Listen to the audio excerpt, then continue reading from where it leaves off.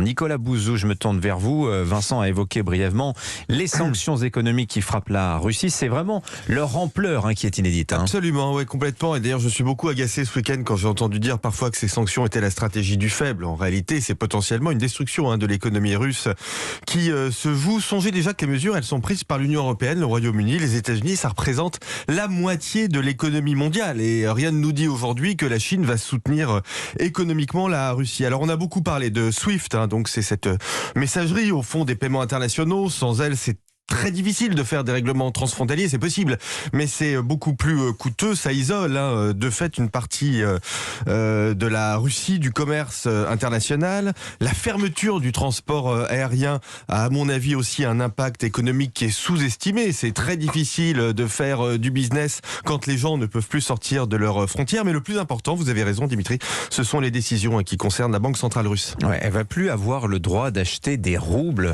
sur les marchés. Qu'est-ce que ça veut dire ? C'est colossal, c'est un gel de ses avoirs, c'est un drame pour la Russie, c'est pire que l'exclusion des grandes banques de SWIFT. Ce qu'il faut savoir, c'est que les réserves de la Banque centrale de Russie, elles sont pour moitié en dollars et en euros. Et la Banque centrale ne pourra pas utiliser ces réserves pour faire remonter le rouble. Le rouble, Vincent vient de le rappeler, il a perdu là 30-40% ces dernières heures. Ça veut dire que le pays va connaître beaucoup d'inflation. Quand la monnaie se déprécie, ça fait monter les prix qui sont déjà dynamique, l'inflation est déjà assez forte en Russie, eh bien la Banque centrale ne peut plus rien faire pour arrêter cette inflation. Ça veut dire que la pauvreté va très fortement augmenter en Russie. Est-ce que ces sanctions vont avoir un effet boomerang sur nous-mêmes ? Autrement dit, est-ce qu'en sanctionnant la Russie, on ne va pas se sanctionner nous-mêmes ? Bien Nicolas ? sûr, et je crois qu'il faut le dire, c'est juste. Nous allons faire face à une augmentation des prix du pétrole, du gaz, augmentation du prix des céréales. Une grande partie de la production céréalière mondiale,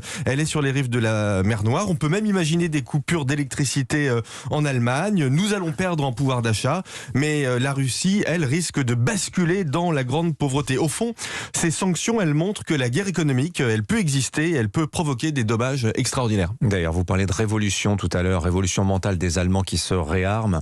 Incroyable aussi, Robert Habeck, le vice-chancelier, c'est un écologiste. Il dit hier soir à la télévision allemande, peut-être qu'on va mettre en pause la dénucléarisation civile de l'Allemagne. Peut-être l'Allemagne va-t-elle rouvrir des réacteurs nucléaires dans la perspective de ces difficultés énergétiques qui nous attendent.